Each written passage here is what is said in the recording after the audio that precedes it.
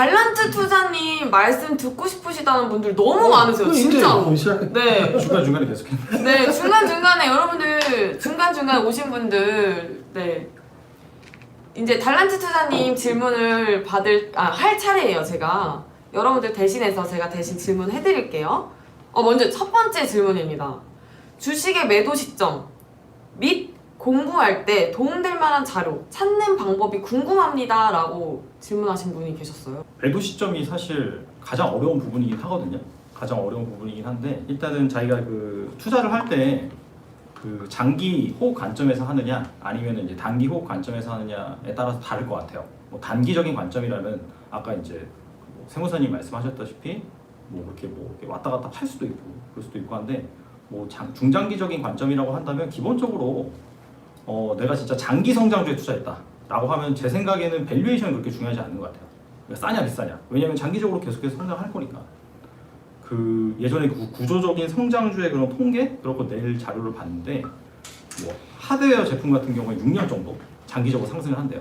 여기에 플러스 인프라가 더해지면은 9년 정도 상승을 하고 그 다음에 여기를 통해서 파생된 플랫폼 혁명 같은 경우에 20년까지 갈 수도 있다. 그런 뭐 얘기가 나오더라고요. 그게 1900년대부터 뭐 자동차 산업이 태동을 하고 그 다음에 PC 인터넷 이런 것들로 이어지고 그 다음에 2000년도 들어서는 이제 스마트폰 혁명 이런 것들이 이어지면서 나온 거 보면은 그래서 제 생각에는 이거를 좀 더 좀 개량화해서 볼 만한 지표는 없을까? 그런 관점에서 봤을 때는 약간 좀 보급률, 칩툴 그런 새로운 신제품이 나와서 네. 보급되는 데까지 그런 과정 그런 거. 그 국면별로 또 달라요. 이를테면은 지금 이제 뭐 2차 전지 엄청 오르고 네. 그다음에 뭐 친환경도 엄청 오르고 최근에 또 자율주행도 오르고 근데 이제 그런 혁신 제품 이런 것들의 보급률이 10%가 안 돼요 아직. 이럴 때는 대부분 다 올라요. 보통. 웬만한 주식들. 물론 그 중에서 별로 안 좋은 주식이 떨어질 수 있지만 전반적으로는 자기네들끼리 경쟁을 한다 하더라도 어차피 시장의 성장 파이가 훨씬 크기 때문에 전반적으로 오른다는 거죠. 근데 이제 보급률이 어느 정도 진척이 돼서 한 30%, 한 40% 됐다.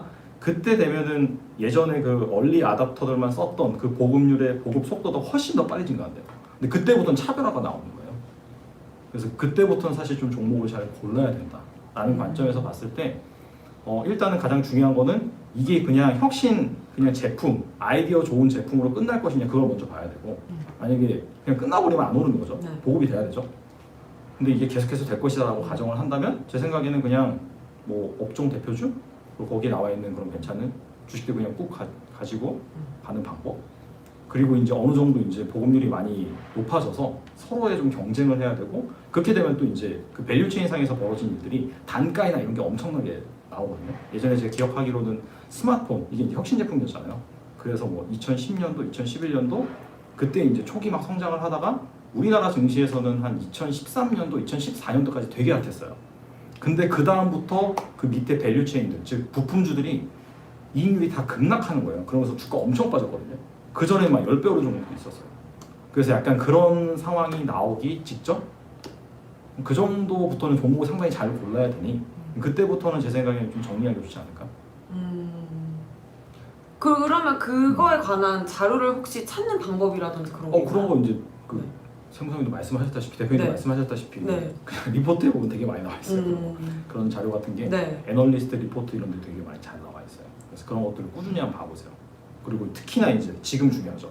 작년 말도 중요하고 아예 그냥 업종별로 전망치를 내잖아요. 네. 근데 제 생각에는 그 전망치에서 그 데이터를 보는 게 아니라 그 논리를 보세요. 논리. 그러니까 예를 들어서 네. 뭐 이게 얼마큼 좋아진다라고 하는 건 데이터 그냥 수치고 이게 왜 좋아지는지 그런 논리를 여러분들이 잘 보시다 보면은 네. 합리적이고 그 다음에 이거는 정말 그럴 것 같은데 라고 동의되는 부분이 있을 거예요. 그건 이제 계속 보시다 보면 이제 생기는 요령 중에 하나인데 그런 거를 보시고 좀 약간 큰 그림 관점에서 보시면 도움이 되실 거예요. 되게 논리를 따지시는 게 두 분이 비슷하신 것 같아요. 약간 논리적인 거 좋아하시죠? 네, 좋아요. 네, 진짜 비슷하신 것 같아요, 난 진짜. 감각적인 사람. 아니요, 되게 논리적이신데 두 분이 약간 이런 점이 되게 비슷하시네요. 네. 혹시 올해 장기 투자로 추천하시는 종목 같은 게 있으신가요? 종목은 제가 네. 유튜브에서 네. 자주 얘기를 해요. 네. 그래서 뭐 그 중에서 제가 또 딱 하나 뭐 꼽아서 말씀드리긴 좀 뭐 하고요. 그냥 분야를 말씀드리면 약간 좀 자율주행이죠. 그러니까 그 2차 전지나 친환경 같은 경우에는 그냥 쭉 그냥 계속해서 부각을 받을 수밖에 없을 것 같고요. 왜냐하면은 뭐 아시다시피 지금 미국 같은 경우에도 바이든이 대통령이 됐고 그러면서 뭐 전 글로벌 스탠스가 중국도 그렇고 유럽도 그렇고 친환경 쪽이었는데 미국만 아니었잖아요. 네. 미국도 이제 돌아서는 그런 경향이 있고 뭐 우리나라 정부도 마찬가지고 그래서 그런 부분 때문에 그냥 그쪽은 쭉 갈 것 같고 여기에 그 다음에 이제 올만한 그런 좀 메가 트렌드 그런 것들이 이제 자율주행 그쪽이니까 좀 그런 증시와 상관없이 좀 볼만한 그런 건 그쪽인 것 같아요. 혹시 그 주식으로 돈 벌려면은 기본적으로 거쳐야 할 공부 단계 여기에 가로치고 자세히 말씀해 주셨으면 합니다라고 하셨어요. 네.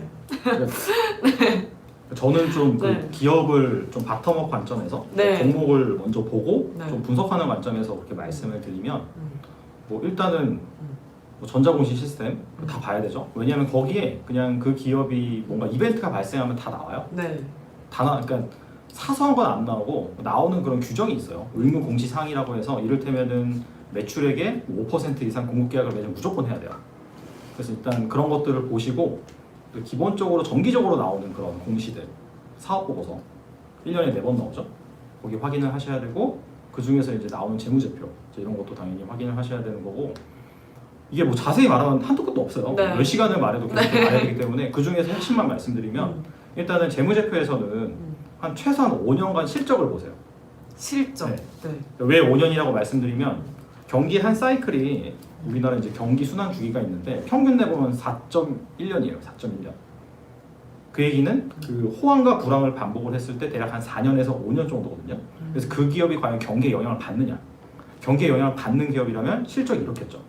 그러면 그 투자 전략이 완전 달라지는 거예요. 그런 애들은 장기간 보유하는 게 아니라 사실 경기의 그 밑에 사이클에서 망하지 않을 만한 1등 주식을 사야 되는 거고 그 다음에 초호황이 왔을 때 팔아야 되는 거거든요. 그러니까 샀다 팔았다를 반복하는 주식인 거예요. 근데 그런 게 아니라 그냥 꾸준히 성장한다, 우상향한다 라고 한다면 그런 주식은 그냥 오랫동안 보유할 수 있는 그런 부분이기 때문에 그 주식의 속성을 파악하기 위해서 일단은 최근 5년치를 보셔라 말씀드리고 두 번째는 재무상태표에서는 자산 구성이 어떻게 됐는지 그러니까 간단하게 말하면 어떤 주식은 그 현금이 많아요. 현금이 계속 쌓여 있어요. 그냥 딱 하나의 시점만 보는 게 아니라 그것도 5년치 봐야 돼요. 최소 현금을 꾸준하게 쌓아가는 그런 기업이 있고 또 어떤 기업은 돈을 버는데 계속 그냥 시설 투자만 들어가는 기업이 있어요.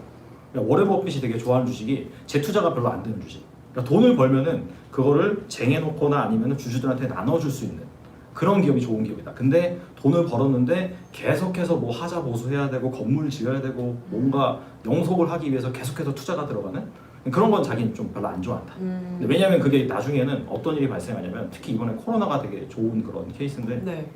이게 순식간에 매출이 제로가 되는 기업도 발생을 하잖아요. 네. 되게 어렵단 말이에요.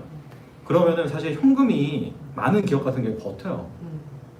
그리고 좀 애매한 경쟁자들이 도산을 할 수가 있거든요. 그때 사면 돼요. 돈이 많으면 네. 사서 그냥 나중에 시장이 회복했을 때 그 기업은 점유율을 더 높일 수가 있는 거죠. 그렇죠. 그 다음에 이제 뭐 삼성이나 뭐 그런 기업들 돈 되게 많거든요. 근데 삼성이 잘하는 게 있고 못하는 게 있어요. 네. 이를테면 뭐 제조 잘 만드는 건 잘하는데 뭐 이를테면은 뭐 무슨 AI 기반 이런 거는 사실 다른 기업보다 못할 수가 있거든요. 근데 돈을 많으면 자기가 안 하면 되고 그냥 사면 돼요. 그런 기업. 그런 차원에서 그러니까 결과적으로는 비즈니스 모델상 돈을 벌면은 어느 정도 현금이 계속 꾸준히 쌓여가는 그런 모델 같은 경우에는 사실 자본주의 시장이기 때문에 그 돈이 갑이거든요. 그래서 그런 기업은 앞으로도 좀 성장할 수 있는 그런 점, 실탄 이런 것들이 있기 때문에 그런 거 말씀드리고 그 마지막으로 하나는 소비재. 저는 그 무슨 장비 뭐 이런 거는 사실 좀 고수의 영역이에요. 경기 민감성도 좀 크고.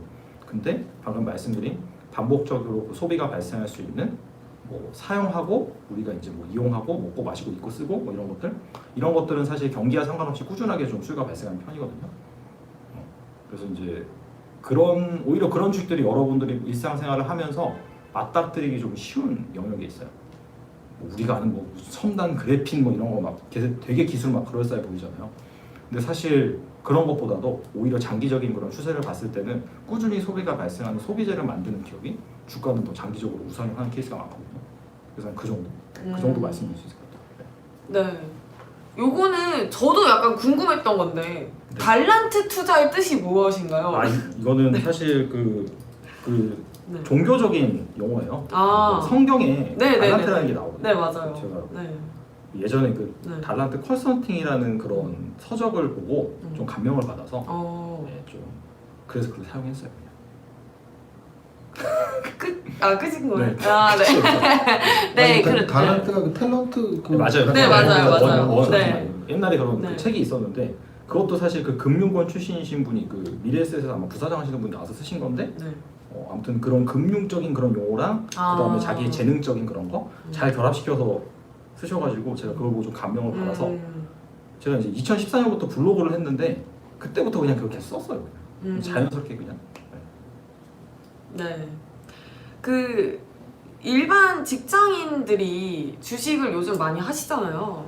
근데 바쁜 시간에 주식 분석을 하기가 쉽지가 않은데 그런 의미에서 중장기적으로 투자가 가능하도록 이래학님은 달란트 투자님이세요. 네. 이래학 대표님은 어떻게 주식에 대해서 포트폴리오를 구성하시는지 궁금합니다. 이렇게 질문하셨어요. 그러니까 일단은 네. 바쁜 직장인이시니까 네. 제 생각에 단기 투자는 힘들 것 같아요. 네. 막 이렇게 스윙하면서 막 이렇게 왔다 샀다 팔았다 네, 힘들 네. 것 같고 네. 그러니까 자연스럽게 바쁘시면은 좀 짬을 내서 공부를 하시는 거고 네. 그 다음에 주식시장에 뭔가 이벤트가 발생해도 기민하게 대응하기 힘드니까 당연히 이제 중장기로 가시는 게 좋을 것 같고 제 생각에는 중장기로 간다는 것 자체는 뭐 어떻게 보면은 그렇게 많은 종목을 살 필요가 없는 거죠. 뭐 종목 뭐 이렇게 회전도 그렇게 잦지 않을 거고. 그래서 이제 결국에는 제가 이걸 봤을 때는 느끼는 거는 좀 어떻게 종목을 찾냐 네. 좀 그런 것 같은데요. 네. 일단은 분석하는 방법은 앞서서 말씀드렸으니까 일단은 뭐 일반적으로 일상생활에서 아까 말씀드린 소비재 관련돼서 좀 많이 좀 보시라고 말씀드린 부분이 있고 두 번째로는 이건 하나의 팁이긴 한데 그 공시에서 그 대량 보유 공시가 있어요. 그 보면 이제 어떤 투자자라도 5% 이상 상장 주식 보유하고 있으면 공시를 하는 그런 부분이 있거든요. 근데 대부분 이제 그 공시를 하게 되는 주체는 운용사겠죠, 기관. 뭐 우리나라 기관이 될 수도 있고 뭐 해외 기관이 될 수도 있고. 그래서 이제 거기에서 신규 보유하는 그 신규라고 뜨거든요. 그런 종목을 좀 초반에 보면 어떨까? 그 본인의 그런 종목 발굴에 그런 좀 드리는 시간 같은 거를 줄여주니까 왜냐면은 기관이 사면은 아무래도 이게 이상한 주식은 아닐 거잖아요. 네. 펀드에 편입시키는 그런 주식이고 그리고 아마 작년에 코로나 때인가 그때 네. 이제 그 사이언 에셋이라고 혹시 영화 빅쇼 보셨나요? 빅쇼 거기에 보면은 네. 이제 그 주인공 4명 중에 한 명인데 그 뭐죠? 크레딧 디폴트 수합 그걸 엄청나게 숏을 치고 맨날 드럼 치고 막 그래도 나중에 한 번에 엄청 많이 번 그런 그 헤지펀드가 있어요. 네. 근데 그 헤지펀드가 약간 가치 투자 관점에서 하는 그런 펀드인데 우리나라 중소형주를 한 5개를 막 샀어요. 신규 보유를 하고. 근데 그런 것도 상당히 좀 어떻게 보면 좀 중요한 포인트? 그런 것들이 될 수 있을 것 같아요. 네. 그래서 직장인들이 참 고민이 많으실 것 같아요. 돈도 벌고는 싶은데 이게 집중이 잘 안 되니까. 네. 참고하시면 좋을 것 같습니다. 이거는 LG전자가 최근에 상한가가 최초는 아니죠. 거의 최초 아니에요, 진짜. 네, 몇 년 만이죠? 13년 네. 만이라고 기사에서 봤어요. 네, LG전자가 이제 상한가가 나오고 이런 급등한 사건이죠. 사건이 있었는데 갑자기 마그나와의 합작 법인 설립으로 인해서 급등을 해버렸는데 이럴 경우에 그냥 계속 들고 가야 할지 고민입니다. 라고 질문하셨어요.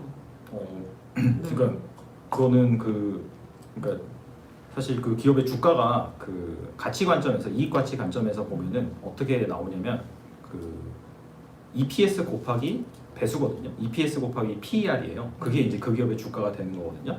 근데 LG전자는 그동안은 시장에서 그냥 가전 만드는 그런 기업으로 인식이 되어 있다가 네. 지금 넘치는 유동성 플러스 그 다음에 원래 VC 사업부라고 한 수년 전부터 자동차 전장 부품 사업부를 계속해서 키우고 있었어요.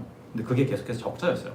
그래서 아직까지 빛을 보지 못했다가 올해 이제 뭐 흑자 전환한다 그런 얘기가 좀 나오고 있고 추가적으로 이제 마그나 자동차 이제 글로벌 자동차 모듈 업체인데 그쪽이랑 합작 회사를 한다는 것 자체가 뭔가 이 전장 부품 이쪽에서 확실히 좀 경쟁력이 있구나라는 거를 시장의 메시지로 던지면서 사실 EPS는 그대로인데 이 PER 배수가 올라간 거죠. 원래 이제 가전을 만드는 기업이라면 한 10배 정도 주는데 만약에 이 기업이 전장 부품을 만들어 성장주가 돼? 라고 하면서 배수가 확 올라가는 거죠. 뭐 아시다시피 뭐 그냥 스마트폰 부품 업체 아니면은 자동차 부품 업체 이런 업체들의 PER 배수가 되게 낮거든요. 뭐 많이 줘봤자 6배, 7배밖에 안 줬어요 그동안에. 그 이유는 뭐냐면 그 뭐 성장성도 그렇게 높지 않고 그 다음에 그 고객과의 관계 거기에서 철저히 의리고 이런 거에 다 배수가 들어가 있거든요 PER이. 근데 이제 LG전자 같은 경우에는 아무래도 그런 네. 성장주로서의 그런 가능성을 보여줬기 때문에 배수가 확 올라와 버린 거예요. 음. 그래서 만약에 자기가 그냥 단순히 실적이 잘 나와서 접근을 했다라고 한다면 약간 좀 벙칠 수가 있는데 네. 그렇다면 이 기업을 지금 시장에서는 이 기업이 성장주가 될 가능성이 있는데 해서 리레이팅을 확 시켜버렸거든요. 네. 그렇다면 이제 여기서 결정을 해야겠죠. 나도 그 논리에 동의를 하느냐. 그렇게 해서 이제 판단을 하시면 될 것 같아요. 네. 아이디어가 바뀌어버린 거니까. 그쵸. 네.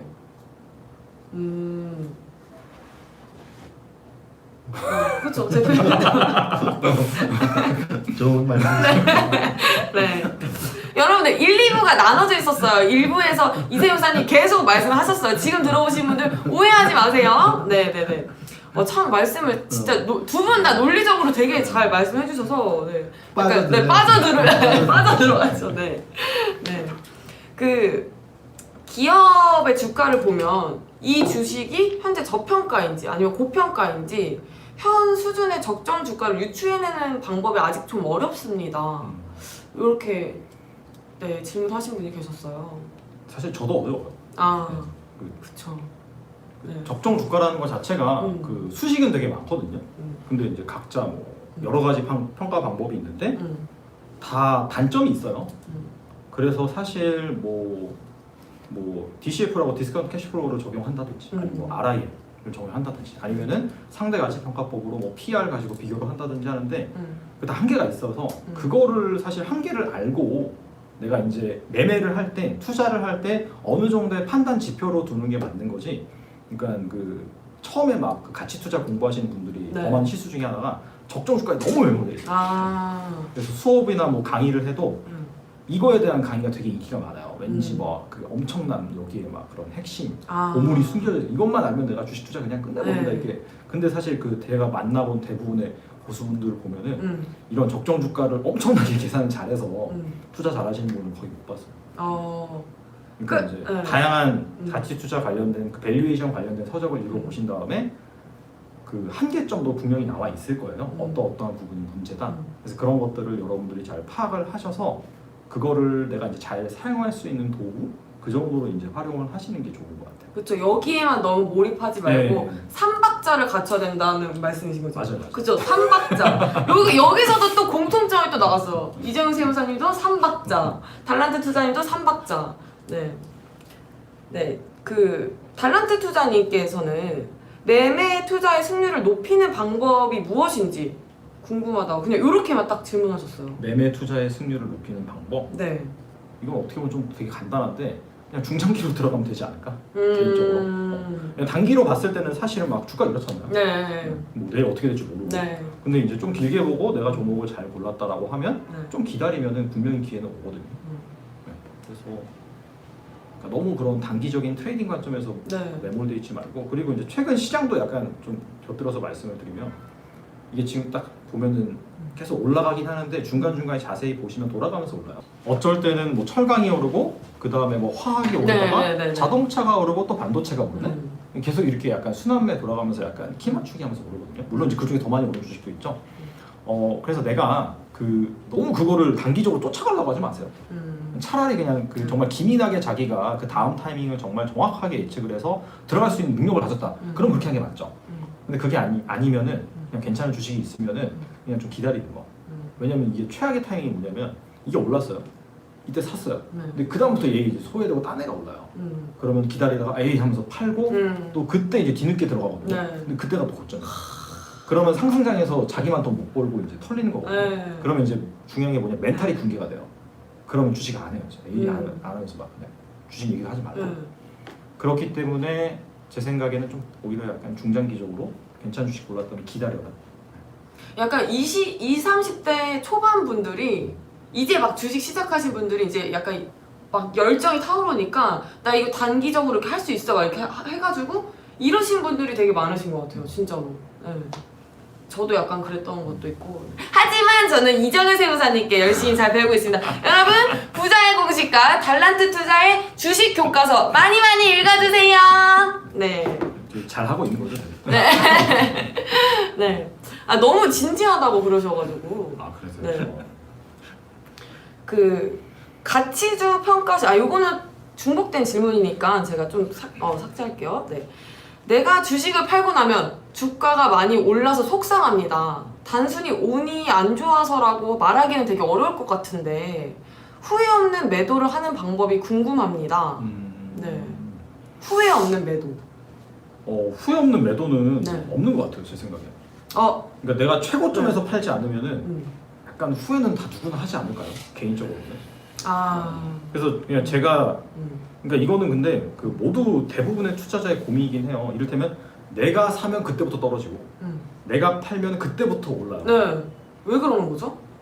그러니까 사실 사람들이 비슷한 생각을 하고 있나? 좀 내가 살 때 정도가 그러니까 살 때 정도가 되면은 사실 기본적으로 사고 싶다는 것 자체가 그 주식이 오를 때 사람들이 사고 싶거든요. 네, 맞아요. 반대로 팔고 싶을 때 보면은 사실 그 주식이 막 빠지고 네, 있어. 막 나도 모르게 막 맞아요. 손이 가서 막 매도 버튼 누르고 네. 그러거든요. 그래서 그런 현상 때문에 그런 것 같은데 어차피 이거는 정말 그 매매 달인이나 그런 지금 분들 같은 경우에도 딱히 뭐 정확하게 이건 이거다라는 규칙이 있는 게 아니더라고요. 기본적인 원칙을 자기 감을 더해서 우연하게 대응을 하시더라고요. 그러다 보니까 이런 걸 제가 이제 알고리즘으로 만들어 보려고 했었거든요. 네. 결론은 불가능해요. 그러니까 어느 정도 그런 감이 네. 있어야 되는 분이기 때문에 그래서 그런 감이 없는 분들을 위해서 제가 말씀을 드리면 절반만 팔아라. 팔고 싶을 때 사고 싶을 때도 한 번에 다 사지 말고 좀 나눠서 사라. 그렇게 제 주변의 주린이한테는 얘기해줘요. 후회 없는 매도를 하려면. 그러니까 뭐 예를 들어서 지금 막 엄청 상한가 갈라 그래. 어떻게 해야 돼? 절반만 팔어. 네, 그냥. 왜냐면 이제 갔다가 예를 들어 좋게 생각하면은 더 가면은 내가 절반밖에 안 팔아서 절반 좀 더 먹을 수 있네. 갔다 떨어지면은 다행히 절반이라도 팔아서 다행이다. 그래서 분할 매도. 네, 네. 그게 나은 것 같아요. 네.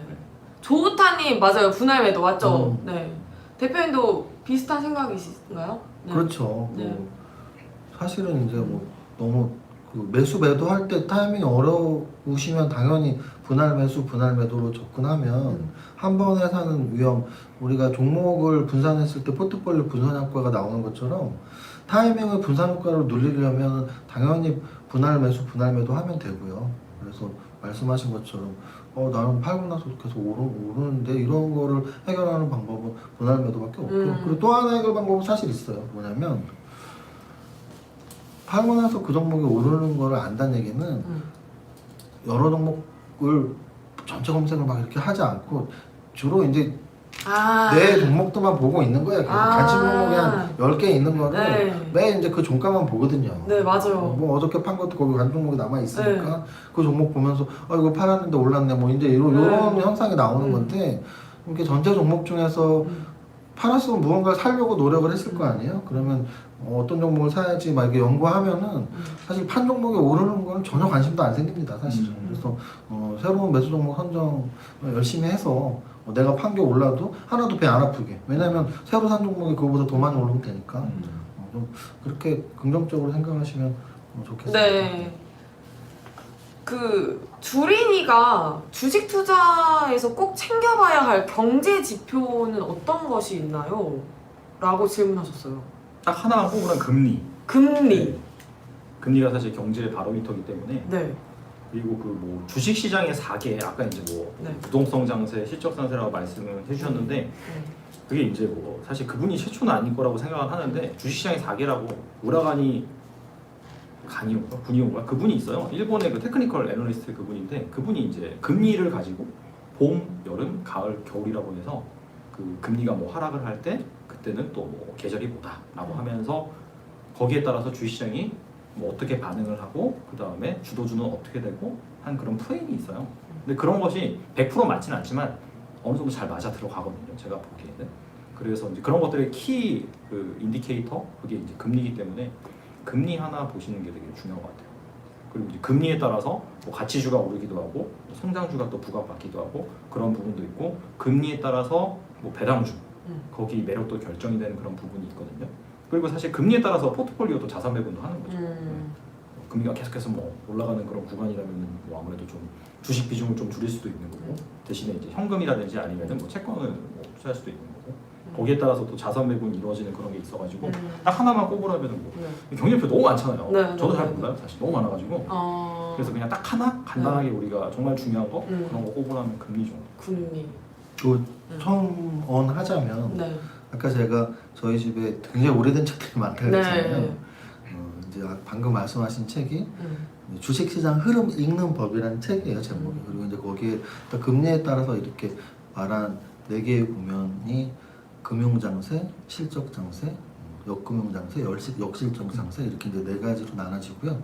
이제 금리와 실적으로 이야기를 해요. 그래서 금융장세는 실적은 안 좋은데 금리가 낮으니까 막 올라가는 유동성 장세. 딱 지금 코로나 시대랑 똑같아요.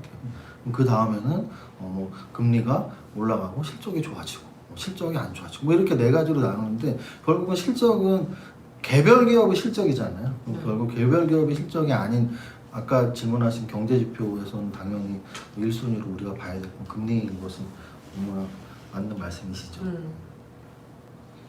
그러면은 네. 그 달란트 투자님께서는 섹터별로 종목별로 어떻게 투자를 하는지 궁금하다고 하신 분도 계셨어요. 분산 투자를 하고 있고요. 네네네. 근데 이제 뭐 분산 투자를 한다는 게 뭐 아시다시피 뭐 건설 업종 중에서 건설주로 5개 투자하는 게 분산 투자가 아니잖아요.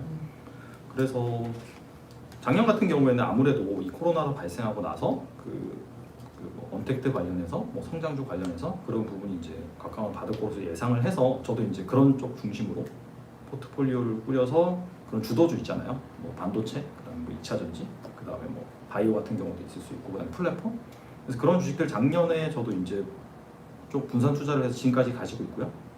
그 다음에 그 최근에는 어느 정도 이제 금리가 약간 반등하는 그런 흐름이 나오고 있기 때문에 거기에 따라서 또 좀 부각받을 만한 그런 소재 업종들 그런 업종들도 좀 가지고 있고 그다음에 그거와 상관없이 그냥 쭉 가져가는 그런 주식도 있어요. 네, 그렇게 지금 가지고 있어요.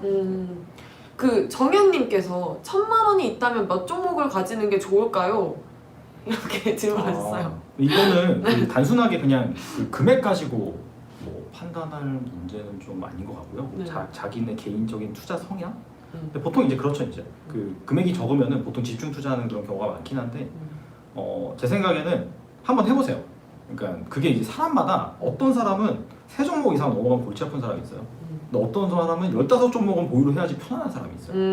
그래서 이거는 일단 1,000만 원이 큰 돈은 아니어서 제 생각에는 한 3,000, 5,000 그 정도는 돼야지 이제 자기 성향을 정확하게 파악할 수가 있는데 아마 그 돈을 가지고 한번 해보시는 걸 추천드리고 그 다음에 뭐 약간 추가적으로 말씀드리면 대부분 이제 성공한 대가들 보면은 네. 내가 만약에 개인 투자하면은 난 집중 투자한다 이런 말 하거든요. 네. 근데 이제 그거는 그 자기가 그 종목에 대해서 정말 잘 알 때 분석을 정말 나이스하게 했을 때 이제 그럴 때 얘기거든요. 그러니까 무조건 뭐 대가들이 집중 투자가 맞다라고 해서 나도 그럼 집중 투자할래 라고 하는 거는 제 생각에는 좀 위험할 수 있다. 네. 그래서 일단 내가 얼마나 잘 아는 주식이고 추가적으로 나의 투자 성향을 한번 분석을 해본 다음에 내가 얼마나 견딜 수가 있느냐 그거를 파악을 하신 다음에 좀 이렇게 해보시면 좋지 않을까. 네. 그렇습니다. 네. 피곤하세요? 아니. 괜찮아요. 네. 너무 이제 막그 네. 흡입된 네, 거. 네. 요거는 그 책에 관한 내용인데 저서의 마지막 부분 투자자가 하지 말아야 할 3가지가 기억납니다. 특히 2번째 예측하지 말아야 한다고 하셨는데 그럼에도 불구하고 자신만의 예측 시나리오가 필요하지 않은지 생각이 됩니다. 네, 혹시 예측을 해야 되죠. 그러니까 예측하지 말라 그랬는데 예측을 하라는 게 무슨 말이냐. 근데 예측은 왜 예측을 하냐면 대응하기 위해서 하는 거거든요. 아까 대표님 그 말씀을 해주셨는데 그러니까 이제 앞으로 어떻게 흘러갈 것인가 그리고 이제 그런 거는 누구나 다 궁금한 거고 투자를 하는 사람은 당연히 이제 공부를 해야 되는 거. 물론 그거와 상관없이 뭐 진짜 막 그냥 10년이고 뭐고 배당으로 살래 아니면 나 그냥 10년 기본적으로 투자해. 난 2차 전지 무조건 10년 봐. 그러면 상관이 없는데 그런 게 아니라면 당연히 뭐 어떻게 돌아갈지 그 부분에 대한 예측은 해야겠죠. 근데 그 예측은 항상 맞을 때도 있고 틀릴 때도 있기 때문에 맞을 때 틀렸을 때 왜 틀렸는지 보는 거예요, 자기가.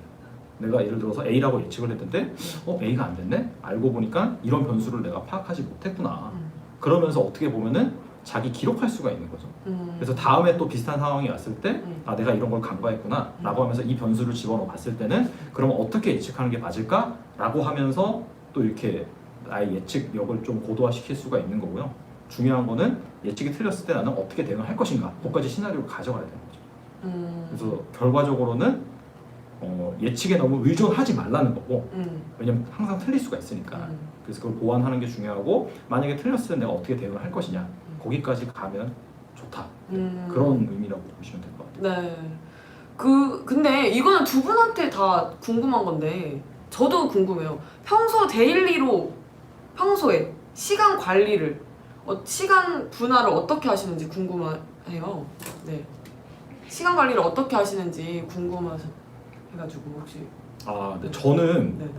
막 그렇게 항상 그런 시황을 보거나 그런 것들을 보진 않아요. 그래요? 네. 오.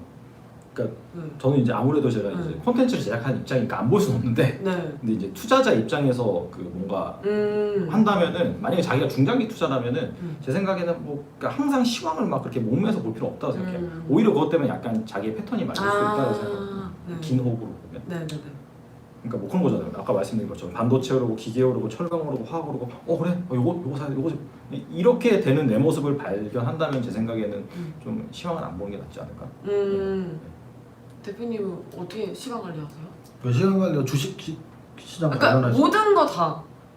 모든 거. 모든 왠지 궁금하지 않나요, 여러분들? 슈퍼개미는 이런 주식 투자 고수들은 시간 관리를 어떻게 하는지 궁금하지 그런 않나요? 거였어요. 하루 왼종일 뭔가 주식에 관련된 공부를 할 것 같고 맨날 재료 분석하고 이렇게 그럴 것 같지 않나요? 네, 그래서 궁금해가지고. 일단 저는 네. 이제 저런 건 있어요. 예를 들어 우리가 골프 선수들이 이렇게 드라이버 칠 때 뭐 이렇게 뭐 한번 휘두르고 또 보고 하는데 뭐 뒤에서 기침하면 또 다시 또 처음부터 하고 네. 이제 루틴이라고 하는데 네네네. 저는 워낙 오래 20년 동안 거의 처음 우리가 처음 태어나는데 거의를 보면 자기 엄마라고 생각한다고. 제가 20대 후반에 처음 주식할 때 했던 루틴을 아직까지도 거의 유사하게 하고 있는데요. 아침에 일어나서 일단 우리나라의 미국 시장의 영향이 가장 크니까 아침에 일어나면 미국 시장이 올랐는지 떨어졌는지 왜 올랐는지 왜 떨어졌는지 그게 우리 시장에 어떤 또 영향을 미칠 수 있는 부분이 있는지 어떤 업종이 또 미국 시장에서 선도적으로 움직이는지 그런 걸 제일 먼저 보고요. 그다음에 이제 HTS 상에서 예전에는 한 8시 거의 8시 10분부터 나왔던 것 같은데 요즘엔 8시 40분이 넘어서 나오는데 종목별로 예상 체결가가 나와요. 그러면 이제 그날 저는 예전에 나이 어렸을 때 처음에 단기 매매부터 시작을 했으니까 그래서 예상 체결가를 보면서 오늘 어떤 종목들이 뭐 상한가 출발을 하는지 아니면 강한 강세 업종이 어떤 건지 그런 걸 보고 근데 9시에 장이 딱 하고 시작하면은 상승률 전렬로 HTS 기능이 있는데 그날 상승률 쭉 장시장하고 나오면 아 오늘은 얘네가 제일 강한 애들이구나 뭐 이런 판단을 하고 그런 판단들이 맞는지 오전장 내내 보고 근데 이제 그러면서 이제 장 마감하면 아 오늘 장 마감을 어떻게 했지 외국인들하고 기관들은 매매 동향이 어떻지 또는 뭐 어떤 업종에서 대표주들이 어떻게 움직임이 나왔는지를 보기 위해서는 시가총액이 제일 큰 애들을 보기도 하고 근데 이제 그런 하루의 굉장히 타이트한 생활을 처음에는 정말 타이트하게 정말 화장실도 안 갔거든요. 밥도 점심 먹으러 나가지도 않고 화장실도 안 가고 그냥 9시부터 3시까지 그래서 그런 생활을 거의 한 15년을 하니까 저는 3시에서 3시 반으로 30분이 늘었을 때 농담이 아니고 한 달 정도 굉장히 고생을 했어요. 왜냐면 3시부터 3시 반까지 30분 동안 집중력이 전혀 안 생기더라고요. 6시간만 집중하던 사람이 6시간 반을 집중해야 되니까 그래서 그 제도를 바뀐 걸 엄청 쌍욕을 했었는데 근데 어쨌든 근데 처음에 그런 집중력을 아직까지 유지하고 있지는 않아요. 왜냐면 우리가 나이를 들면서 그런 긴장이나 이런 게 젊었을 때랑 똑같이 유지는 안 되더라고요. 그래서 요즘에는 조금 설렁설렁해졌죠. 그래서 뭐 낮에도 가끔씩 점심을 먹으러 잠깐 나갔다 오기도 하고 손님이 오면 미팅을 한 1시간씩 하기도 하고 하지만 이제 큰 틀에서 적어도 장전에 뭐 미국 시장이랄지 좀 예상 체결가를 보는 거 그리고 9시부터 한 10시 반 또는 장마감 직전에 한 2시부터 3시 반은 반드시 좀 장의 흐름을 보려고 노력하고요. 근데 이거는 저처럼 HTS를 매일 볼 수 있는 그리고 단기 매매까지도 하는 분들의 국한된 이야기고요. 네. 아까 우리 달란투자님 말씀하신 것처럼 만약에 직장인들 중에 중장기 투자하시는 분들이라면 저는 적어도 매일 HTS를 안 키더라도 토요일, 일요일 날 이틀 동안 하루에 아주 엔잡러 시대인데 주식 투자하려면 성공하려면 토요일, 일요일 날 이거 주식이 투잡이라는 생각에 하루에 한 2시간, 3시간씩 그러면 이 토요일, 일요일 날 한 5시간 정도 투자할 수 있거든요. 그 5시간 적어도 그래도 한 일주일 동안 어떤 흐름으로 우리나라 시장이 움직였고 특히 미국 시장에서 미국 지수 차트 또는 미국의 업종들을 좀 많이 보세요. 왜냐하면 우리나라가 미국을 따라가는 거는 분명히 있어요. 왜냐하면 제가 처음 주식했던 그 IMF 직후의 시대에 미국의 야후랄지 뭐 이런 종목들이 막 움직일 때 우리나라도 뭐 새로운 기술이랄지 이런 게 같이 인터넷 혁명으로 움직였었거든요. 근데 최근을 보면 사실 테슬라가 하루 이틀 테슬라가 아니거든요. 네. 1년 전, 2년 전부터 테슬라 그렇게 우리가 노래를 부르듯이 알고 있었는데 결국은 우리나라에서도 그런 자율주행이랄지 또는 2차 전지와 관련해서 2차 전지 관련주들 또는 자율주행 관련주들이 이렇게 움직임이 나오고 있으니까 적어도 한 일주일, 2주일에 한 번은 주말에 좀 공부 열심히 하시면 그게 이제 자기 자신만의 시간 활용법 루틴이 되지 않을까 생각해 봅니다. 네. 그 고고고님께서 상승장에서 ETF 종목 투자에 대해서 말씀해 주셨으면 좋겠다고 하시는데 혹시 ETF 그러니까 ETF를 투자하는 것 자체가 이제 뭐 네. 크게 두 가지로 볼 수 있는데 네. 지수에 베팅하는 ETF가 있고 네. 그 다음에 그 업종 거기에 베팅하는 ETF가 있잖아요. 네. 그래서 이제 그 아까 또 뭐 그런 비슷한 게 있었던 것 같아요. 올해는 어떤 주식이 또 유망한지. 그래서 그거와 관련된 ETF를 투자하시는 게 좋겠죠. 그리고 이제 ETF 투자의 장점은 아무래도 내가 뭔가 종목을 하나 콕 찍기가 힘들 때 그때 이제 업종을 묶어서 투자하는 게 이제 ETF 투자잖아요. 그래서 아무래도 좀 개별 종목은 좀 위험하다라고 생각을 하시면 뭐 ETF로 이제 하는 것도 방법이죠. 그리고 이제 2007년도에 또 기억이 나는 게 있는 게 뭐냐면 그때도 이제 대형주가 먼저 가고 한 2007년 한 1월 그때부터 중형주가 더 많이 갔거든요. 근데 그런 타이밍도 어떻게 보면은 내가 종목을 하나만 가지고 있으면 잡을 수 없는 타이밍이에요. 잘 못 잡으면. 그래서 이제 대형주의 낙수 효과를 받을 수 있는 중형주까지 하나 뭐 묶어서 투자하고 싶다. 그러면 이제 그런 해지 관점에서 기회 손실 관점에서는 좀 ETF가 날 수도 있죠. 그러니까 너무 ETF 막 뭐 하락장이라고 ETF 이제 해야 돼 막 이렇게 하면은 안 된다라는 거죠. 그러니까 이제 그 종목을 하나 고르기 힘들면 ETF로 그 하는 게 좋다. 아, 네, 종목을 하나 고르기 네. 힘들면. 죄송합니다. 저도 주린이에요, 여러분. 네. 그 마지막 질문이 되겠는데 해외 주식에 대한 생각은 어떠실까요? 네. 여기 보니까 뭐 미국, 베트남, 인도네시아 저 사실 베트남이나 인도네시아 잘 몰라요. 네네네. 잘 모르는데 그냥 제가 그냥 대략적으로 알고 있기로는 그러니까 이제 그 뭐 성장률이 뭐 예를 들어 우리나라 80년대다, 뭐 90년대다 그러면은 확실히 뭐 젊은 인구도 많고 성장을 많이 할 것이다라고 해서 우리와 내지는 미국과 그런 예전에 그런 과거와 똑같은 뭐 붐이 일어나고 막 근데 꼭 그런 건 아닌 것 같더라고요. 이를테면은 제조업이 막 성장할 수 있는 그런 인프라가 있는 국가가 있고 아니면 거기까지 안 가는 그런 인프라가 있기 때문에 무조건 그 예전에 한국이나 중국을 답습할 것이다라고 생각하고 투자하는 건 좀 아닌 것 같고 미국 같은 경우에는 네. 아무래도 이제 특히나 지금 뭐 발전한 그런 산업 자체가 뭐 AI, 뭐 빅데이터 네. 그런 기반이고 그런 헤게모니를 미국이 꽉 쥐고 있기 때문에 네.